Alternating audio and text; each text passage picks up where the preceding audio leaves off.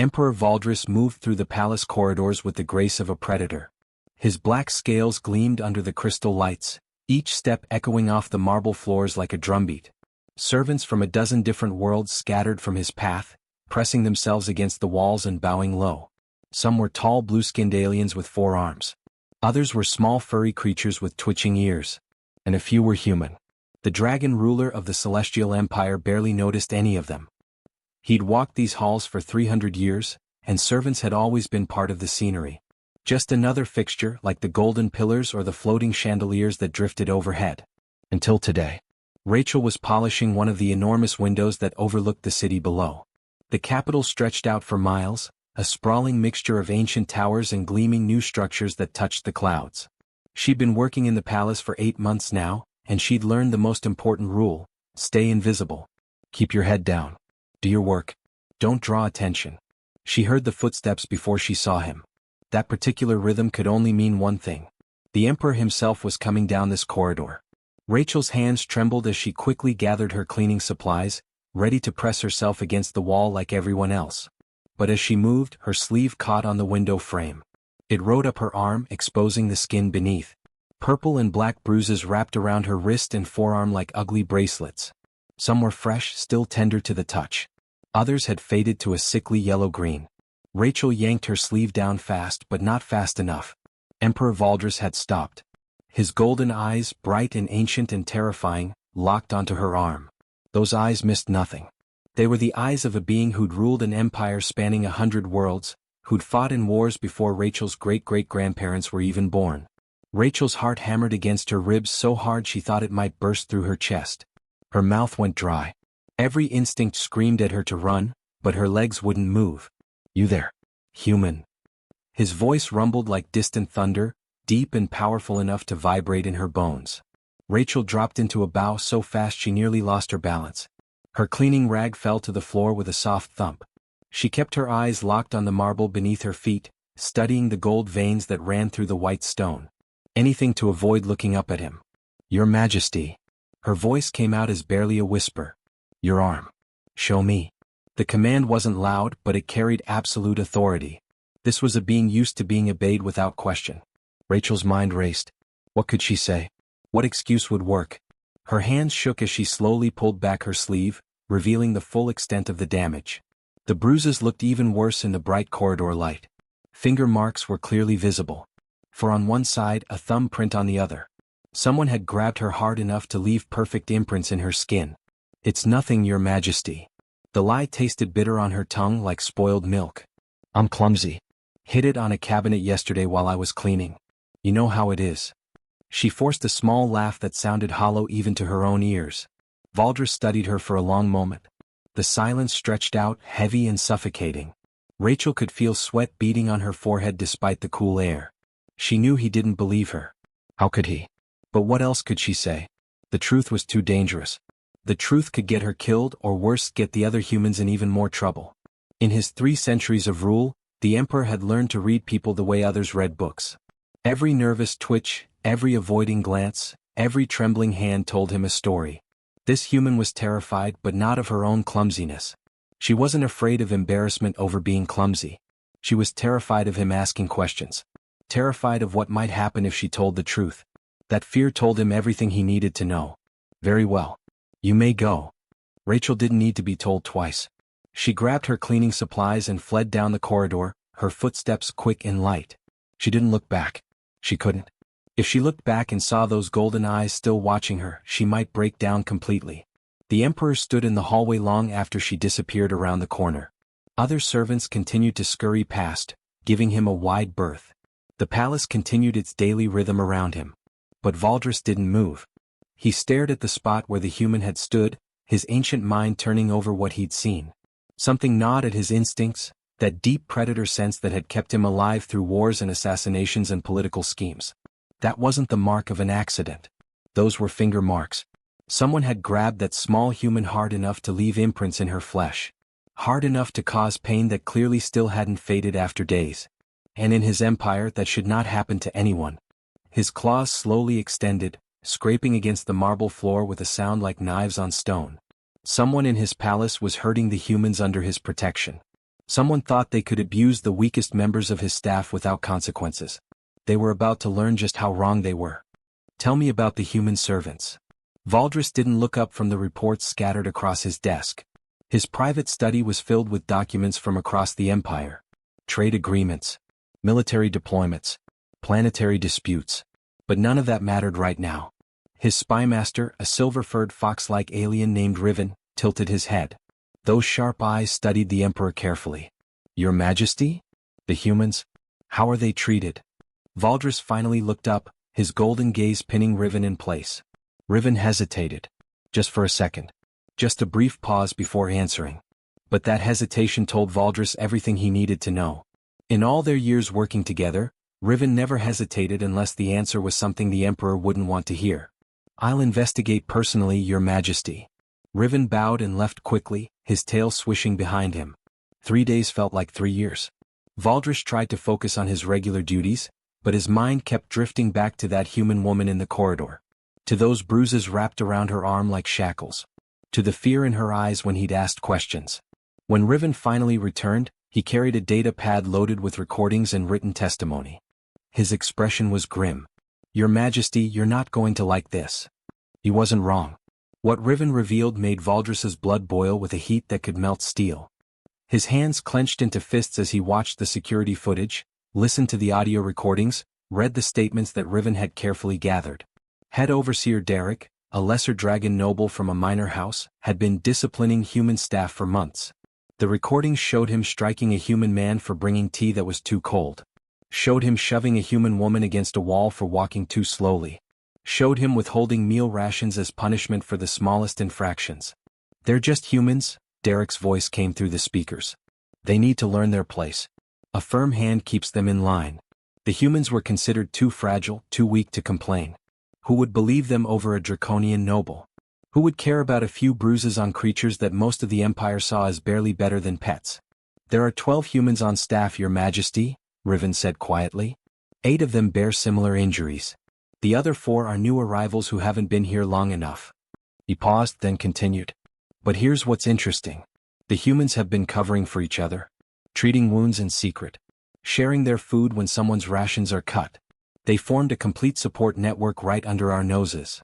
Valdris's claws scraped across his desk, leaving deep gouges in the ancient wood. His father had used this desk. His grandfather before him. And now it bore the marks of his rage. There's more, Your Majesty. Riven pulled up another file. I spoke with some of the other species on staff. The Zenthari cleaners. The Malvian cooks. They all knew what was happening. But they didn't report it because... He trailed off uncomfortably. Because why?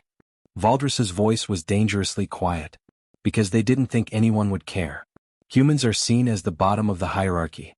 If the dragons want to rough them up a bit, well, that's just how things are. The Emperor stood abruptly, his chair scraping across the floor. Bring me the human called Rachel. Alone. And ensure she knows she's not in trouble. I want the truth, and she won't give it to me if she thinks I'm about to punish her. An hour later, Rachel stood in the Emperor's private study, shaking like a leaf in a storm. She'd been escorted here by guards, told the Emperor requested her presence. Her mind had been racing with worst-case scenarios the entire walk. Had she done something wrong? Was she being sent away? Was Derek so angry about her talking to the Emperor that he'd gotten her in trouble? But when she entered, the study was empty except for Valdris himself. No guards. No other nobles. No Derek lurking in the corners with that cruel smile. The Emperor wasn't in his full dragon form either. He'd taken his humanoid shape, though he still stood nearly 7 feet tall. It was less terrifying this way. More approachable. His scales were still visible but softer somehow. His eyes still glowed gold, but the predatory edge was gone. Rachel, he said gently. Please sit. She sat in the chair he indicated, perched on the edge like a bird ready to take flight. Her hands twisted together in her lap. I need the truth. Not as your Emperor. As someone who wants to help. Who hurt you? The kindness in his voice broke something inside her. The wall she'd built up over months of abuse, the determination to stay quiet and safe, all of it crumbled. Tears welled in her eyes and spilled down her cheeks. The whole story poured out. Derek's cruelty when no one else was watching. How he'd grab them by the arms hard enough to bruise, throw them against walls, deny them food for days. The verbal abuse, calling them worthless, telling them they were lucky to even be allowed in the palace. The systematic torment of every human on staff. "We couldn't report it," Rachel whispered, wiping at her tears with shaking hands. "Who would believe us? We're just humans. We're weak. We're nothing compared to dragons." "And yet you survived," Valdris said softly. "How?" Rachel looked up at him, surprised by the question. "We helped each other. When someone was beaten, the rest of us would tend their wounds. When someone's food was taken, we'd share ours. When someone was breaking down, we'd remind them why we had to keep going." She took a shaky breath. "But we endure, Your Majesty. That's what humans do. We survive. We adapt. We protect each other. And we hope that someday, someone will see us as more than just fragile things to be broken." Valdris stood, his decision crystallizing in his ancient mind. He'd been emperor for 300 years, and in all that time he'd prided himself on ruling fairly. But he'd been blind. Blind to the suffering happening in his own palace, under his own roof. "Someone does see you, Rachel. And he's about to make sure the entire empire sees you too." The Imperial throne room filled with confused nobles and nervous officials. Word had spread through the palace like wildfire. The Emperor had summoned the full Imperial Guard, all 50 of his elite warriors, along with the entire oversight staff. This hadn't happened in decades. The last time was during the rebellion of the Outer Colonies, and that had ended with executions. The massive doors stood open, and beings from a dozen different species filed in. Tall blue-skinned diplomats whispered to each other nervously. Four-armed military advisors checked their weapons out of habit. Even the kitchen staff had been called, standing in the back rows and wondering what could possibly require their presence. Derek stood among the overseers near the front, irritated but not worried. He'd been pulled from his afternoon inspection, forced to dress in his formal robes and stand here like a common soldier. It was inconvenient. He'd done nothing wrong. Just managed inferior species properly the way his father had taught him. The way things had always been done. Beside him, his assistant overseers shifted uncomfortably. They'd heard rumors. Whispers that the Emperor had been asking questions about the human staff. But surely that was nothing. Humans were beneath the Emperor's notice. The room fell silent as the temperature suddenly dropped. Everyone felt it. That presence. That overwhelming sense of ancient power that made even the bravest warriors want to bow their heads. Emperor Valdris emerged from the private entrance behind his throne. But he wasn't in his humanoid form. He came in his true shape, a dragon so massive that his wings brushed the vaulted ceiling 60 feet above. Each scale was the size of a dinner plate, black as midnight and gleaming like polished stone. His eyes blazed like twin suns, and when he breathed, small wisps of smoke curled from his nostrils. His presence crushed the air from the room. Several smaller species actually stumbled backward from the sheer weight of his aura. This was what a true emperor looked like. A being who could level cities with a thought, who'd fought in wars that had reshaped entire star systems. Valdris settled onto his throne, which creaked under his weight. His tail coiled around the base of the platform. When he spoke, his voice rumbled through everyone's chest like an earthquake. "Bring forward the evidence." Riven stepped forward, holding a data pad. With a gesture, he activated the holographic displays that filled the air above the throne room floor. The images were massive, impossible to miss, impossible to ignore. Bruises. Dozens of images of bruises on human skin. Purple and black and yellow-green marks that showed the clear outline of fingers, of fists, of violent impacts. Each image was labeled with a name and date. Then came the recorded conversations. Derek's voice filled the throne room, amplified so everyone could hear. "They're just humans. They need to learn their place. A firm hand keeps them in line." Another recording showed him striking a human man for bringing tea that wasn't hot enough. The sound of the impact made several nobles wince. Then came testimony. Human servants who'd finally found the courage to speak stepped forward one by one. Rachel was first. Her voice shook, but she held her head high as she described months of abuse. Then came Tom, a human who worked in the kitchens. Then Lisa, who cleaned the north wing. Then others, each adding their voice to the growing chorus. Finally, medical scans appeared in the holographic display. Healed fractures in a human woman's ribs. Torn muscles in a human man's shoulder. Malnutrition levels that indicated someone had been systematically denied food. Derek's face went pale as snow. His confident posture crumbled. Around him, his assistant overseers tried to step away, to distance themselves from what was coming. "Your Majesty, they're just humans," Derek stammered, his voice desperate now. "They need firm handling. It's for their own good. They're too weak to understand anything else." Silence. The Emperor's roar shook the palace foundations. Several of the crystal chandeliers overhead shattered, raining glittering fragments onto the crowd below. People covered their heads and dropped to their knees, terrified. Valdris rose from his throne, his full height making him look like a force of nature given form. You dare speak of firm handling? You tortured beings under my protection. You abused those who could not fight back. You violated the very foundation of what this empire is supposed to stand for. The Imperial Guard shifted uncomfortably.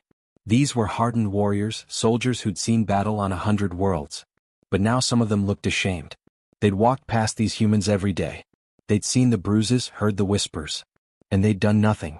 They'd never questioned the marks those humans bore because they'd never thought to look. In my empire, Valdris continued, his voice dropping to something even more dangerous than his roar, strength is not measured by your ability to brutalize those weaker than you. That is not strength. That is not power. That is the mark of a coward. Derek collapsed to his knees, all pretense of dignity gone. Please, your majesty, I? Derek of House Draken, you are hereby stripped of all titles, lands and honors. You and your accomplices will face trial for crimes against Imperial subjects. Valdris's claws scraped against the stone floor. But more than that, you've shown me a rot in this empire that I was blind to. A sickness that has been growing in the shadows while I looked away. He turned to address the entire room, his gaze sweeping across every face.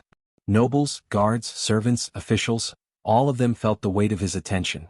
Effective immediately, humans are granted full legal protections equal to any species in this empire. Any abuse, any assault, any discrimination will be treated as high treason against the crown. The Imperial Guard will enforce these laws without exception or mercy. If you have a problem with that, you can leave my empire today. Nobody moved. Nobody dared. Rachel watched from the gallery where the human servants had been placed. Tears streamed down her face, but they weren't tears of pain anymore. They were tears of relief, of disbelief, of hope she'd thought was dead. The most powerful being in the galaxy had just changed everything because he'd cared enough to look at her bruises and ask why. For the first time in months she felt safe. 6 months later, the Galactic Council convened in the massive assembly hall that floated in neutral space between empires. The structure was ancient, built by a civilization long dead, and it had witnessed countless wars, treaties, and diplomatic disasters. Today it would witness something new. Representatives from dozens of empires gathered in their designated sections. The Serpentine Empire sent their scaled diplomats, cold-blooded and calculating. The Hive Collective arrived with their insect-like warriors, speaking in clicking harmonics. The Machine Concordat sent their artificial intelligence representatives, their mechanical bodies gleaming under the lights. And dozens more, each representing vast territories and billions of lives. They'd all come to discuss the same thing, the human question. Valdris's reforms had sparked controversy across known space. Giving rights to a prey species? Treating weak creatures as equals to predators? It was unnatural. It was dangerous. It would undermine the natural order of things. Emperor Kroth of the Serpentine Empire was the first to speak. He was massive, even by dragon standards, with scales that shifted between green and gold. His forked tongue flickered as he addressed the assembly. Valdris, you've gone soft. Coddling weaklings. Giving prey species equal rights to predators. Your grandfather would be ashamed. Krotha's laugh was like gravel scraping on metal. Tell me how long before these humans start demanding more? How long before they forget their place entirely? Other emperors nodded in agreement. This was the way things had always been. Strong species ruled. Weak species served. That was the natural order of the universe. Valdris stood slowly from his seat. He was in his full dragon form, and even among these powerful beings, he commanded attention. I once thought as you do, Kroth. I believed strength was measured in claws and scales. In fire and fury. In the ability to dominate those smaller than myself. He gestured and Rachel stepped forward.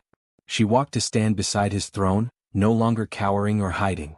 Behind her came a delegation of humans, soldiers in Imperial Guard uniforms, scientists carrying data pads, diplomats in formal attire, healers with medical equipment.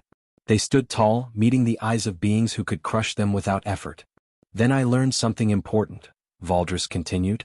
I learned that I was wrong. The assembly erupted in murmurs. An emperor admitting he was wrong? That never happened. Humans taught me that physical strength is the weakest form of power. Their resilience, their compassion, their ability to hope even in complete darkness. Those are the traits that build lasting empires. I was the most powerful being in my territory, commanding armies that could level planets. Yet I was blind until a human maid showed me what I'd become. They're small, another emperor interrupted. Fragile. They die from things that wouldn't even scratch our kind. How can you call that strong? Yes, Valdris agreed, surprising everyone. They're small. They're fragile. A fall that would barely bruise a dragon can kill a human.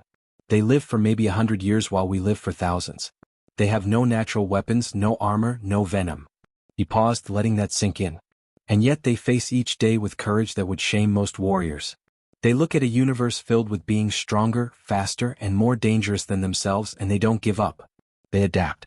They learn. They build communities that span across species barriers we never thought could be crossed. Rachel stepped forward, her voice carrying through the massive chamber despite her small size.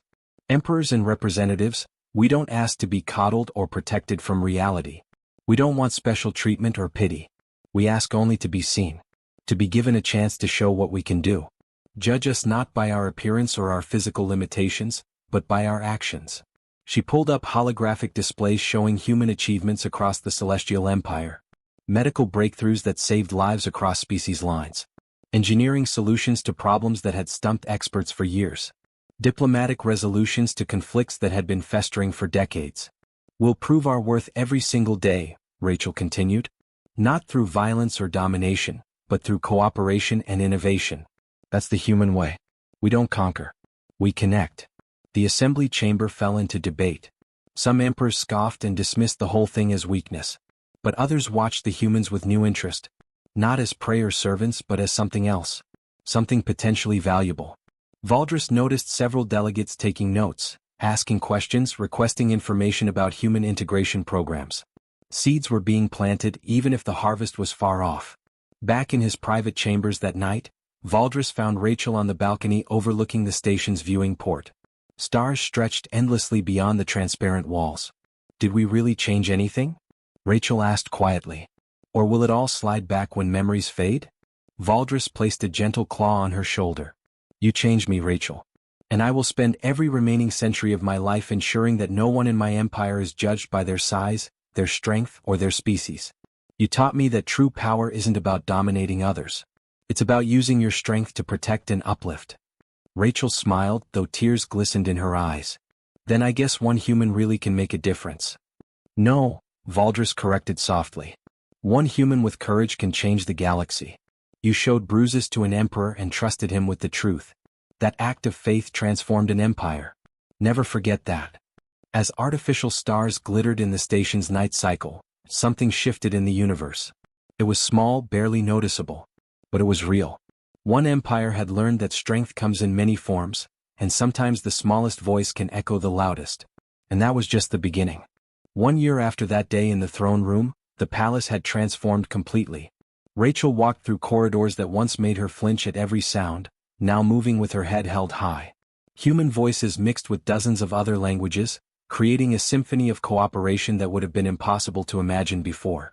In the medical wing, a human doctor named Patricia worked alongside a Malvian surgeon to develop new treatments that worked across species lines. Her understanding of human biology combined with alien medical technology was saving lives throughout the empire.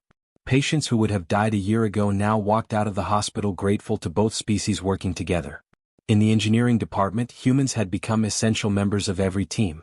Their different way of thinking, their ability to see problems from angles that other species missed, made them invaluable.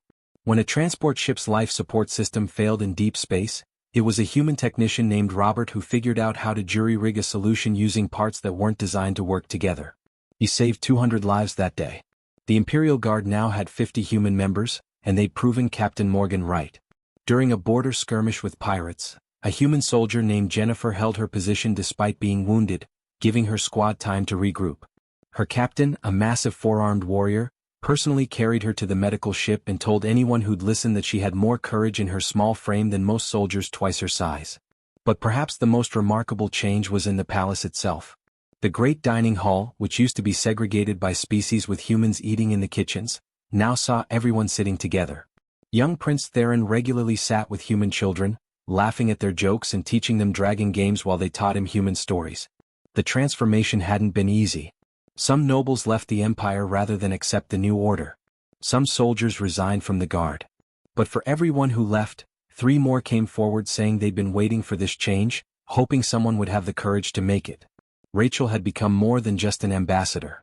She was Valdris's advisor on matters affecting all the Empire's smaller species. If the humans were being seen and heard, then so should the others who'd been overlooked. The tiny Pixith people, barely a foot tall, now had representation in government. The aquatic Delphi species got modifications to buildings so they could participate fully in society. The humans had opened a door and others were walking through it. On the anniversary of that throne room declaration, Valdris held a ceremony in the Great Plaza. Thousands gathered from across the Empire. Screens broadcast the event to billions more on hundreds of worlds. 1 year ago, the Emperor began, his voice carrying across the crowd, I learned that I'd been ruling an empire built on a lie. The lie that strength meant physical power. The lie that those who couldn't fight back didn't matter. The lie that some species were simply born to serve others. The crowd fell silent, hanging on every word. A human woman named Rachel showed me the truth. Not with weapons or threats, but with courage. The courage to survive when survival seemed impossible. The courage to trust an emperor with the truth when that truth could have gotten her killed. The courage to hope for something better. Rachel stood beside his throne, dressed in formal ambassador robes. She still looked tiny next to the massive dragon, but she no longer looked fragile. She looked strong in a way that had nothing to do with muscles or claws. Today, I want every species in this empire to understand something, Valdris continued. Humans aren't special because they're weak and we protected them. They're special because they're strong in ways we'd forgotten to value.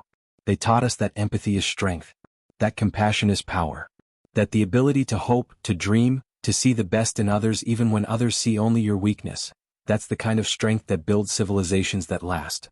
The crowd erupted in cheers. Not just humans but dozens of species celebrating together. Later that evening, as the celebrations continued in the streets below, Rachel found herself on that same balcony where she'd stood so many times before. The city glowed with lights from 1,000 different sources. Music drifted up from the plaza where humans danced with dragons, and tiny Pixith people rode on the shoulders of giant Malvians, and species that had barely spoken to each other a year ago now laughed together. Valdris joined her, settling his massive form carefully to avoid knocking over the balcony railing. Having second thoughts? He asked gently.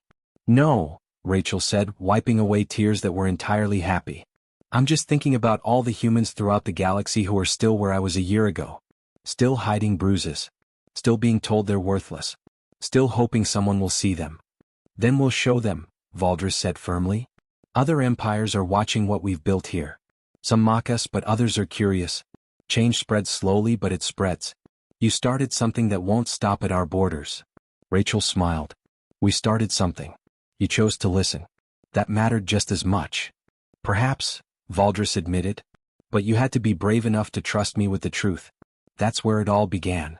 As the stars emerged in the darkening sky, a new era continued to unfold for the Celestial Empire. It wasn't built on fear or domination anymore. It was built on the very human ideals of compassion, resilience, and hope. It was built on the understanding that true strength comes in many forms, and the smallest voice can sometimes echo the loudest. And it all started because an emperor saw bruises on a maid and chose to care. Because he asked why. Because he listened to the answer. And because he had the courage to change everything based on what he learned. That was the real beginning. Not of an ending but of something far greater. A future where every being, regardless of size or strength, had the chance to show what they could become.